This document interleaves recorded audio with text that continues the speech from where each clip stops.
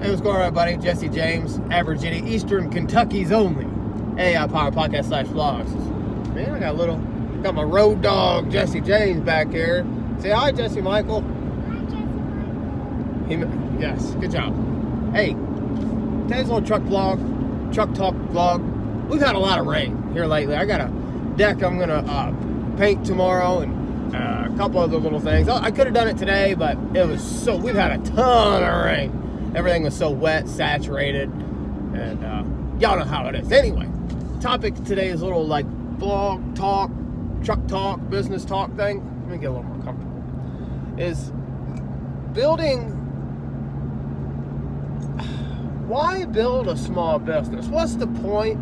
Are you building a business or are you building a job? That's kind of the topics. Are you building a business or are you building a job? Okay. For a long time, years, when I built my landscape and lawn care business, before I moved down to the beautiful state of Kentucky, I built my own job. And my mindset at the time was, as long as I can make about $100 a day, that will take care of everything I need to take care of. I'll stay busy, whoop, whoop, blah, blah. We've all been there. If you've never read the book E-Myth, by Michael Gerber, I think is who it is. Jason Guyman talks about it all the time, and I finally broke down and listened to it on Audible. And it's awesome, and it talks all about this. It talks about putting systems in place and all that other stuff. So that's a really, really awesome book if you're a small business entrepreneur, maybe something you're getting into, putting systems in place to be able to run a business. So that brings us to our topic. And this ain't going to be very long. I'm just going to talk about it. There's nothing wrong with building your own job. But here's the problem when you start your own job, when you start your own pressure washing job, your own lawn mowing job, your own whatever, and you call yourself a business, which is fine. I did it. I'm still kind of doing it, but I'm trying to get out of that. I don't want to do that. I want to build a business, not a job. And what it is what happens if you get hurt? See, because a business owner, small business owner, has to wear all the hats all the time.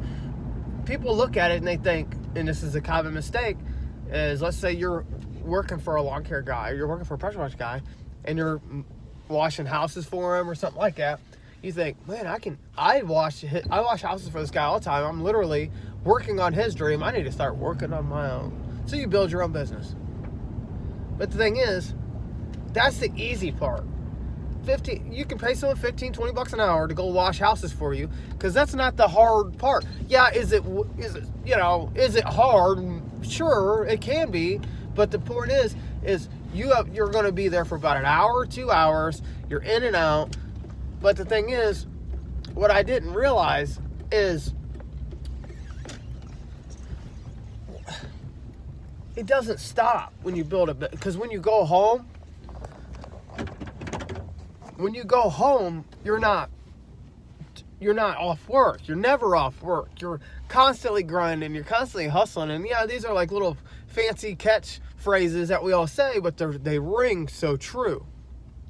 Because right now I'm building my website, and it's nowhere near what I want. But here's the thing. Marketing is so much more important than equipment. And I've spent so much money on equipment when I should have been selling, and I knew that. I knew it, but I did it anyway, because the equipment is fancy, and it's what I like. It's what I see. It's that instant gratification. But when you put systems in place, like a website, Google My Business, Facebook Marketplace, you schedule these things out. You get the top block on Google. Your marketing strategies to change, and I don't know. I'm just sitting here thinking about business. I'm thinking, let's get back to the topic. I'm sorry, I don't mean to ramble. It's just I got a lot on my head. Me and Jesse Michael's got to go in here and get some parts got to change a water pump on a car. Last year, this is what brought it to mind. Heading to AutoZone. Last year, I was working on this truck, and I was changing the drive shaft. And the wheel chucks came out, popped out. And as soon as they popped out because I didn't have them secured in place. Once I popped the drive shaft out, my driveway's on a hill. Eastern Kentucky, everything's hill. Well, I got caught up underneath the truck, and it dragged me a couple feet, and it collapsed me. folding me like a pancake, and I couldn't breathe. I couldn't really scream, and the weight of the truck was pinching me, and it drugged me. My finger, my right hands was all like bloody because I was dragging the concrete. My back and my legs and my thighs was all scraped up. It was bad. I got pinned up underneath the truck, and it drugged me about 5 or 6 feet down this hill, and there's nothing I could do about it. Jesse Michael was outside, and he didn't know what to do. He's 4 years old. He's panicking. Pressure did it. I was able to wiggle out after I finally got the truck to stop somehow by just wedging my body under the tire. And I was able to I was screaming. It was just your normal fall afternoon calm. You could smell the fall. The leaves are turning color. It was late in the afternoon. People was inside. It was quiet. And once I was able to move to where I can open my lungs up, I was still pinned, but I could open my lungs up just enough to scream as loud as I could. And I did that for about 4 minutes. It was the scariest thing in my entire life. Kayla heard me. She came, hit the brake. She helped pull me out. She set the e-brake, pulled me out. And my point is to all that, what happens if that happens in your business? Where at a factory or someone, you got the security of insurance, you got the security of life insurance, things happen.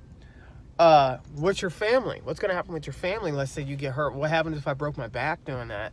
And what am I going to live on? Maybe disability. I've been working for about 15 years, but probably not even 15 years, 13 years. And so my disability check would have covered it or something, maybe Aflac. But the thing is, if you build a business, not a job, not something that you have to be on all day, every day, if you're not there, it don't get done. Not that. When you build a business, that's something where, God forbid, something ever happens, you break a leg. Will Sykes broke his leg. You break a leg, you break your arm, you fall off a ladder, which happens all the time. You're not anchored in, you're up on a roof, you get hurt or something. You got these systems in place to where people could come in and run your business. And the book E-Myth talks about McDonald's a lot. I'm already at 7.5 minutes. Talks about like McDonald's and how every McDonald's is the same, no matter where you go, no matter where you're at. And the systems in place did it. Just read the book E-Myth. Kind of thinking about small business. It's just, I don't mean to ramble. Just thinking about it. Hustling and grinding. Y'all know what it is. So, I don't know. Hit the like button, hit the subscribe button, hit all the buttons. Y'all know what it is.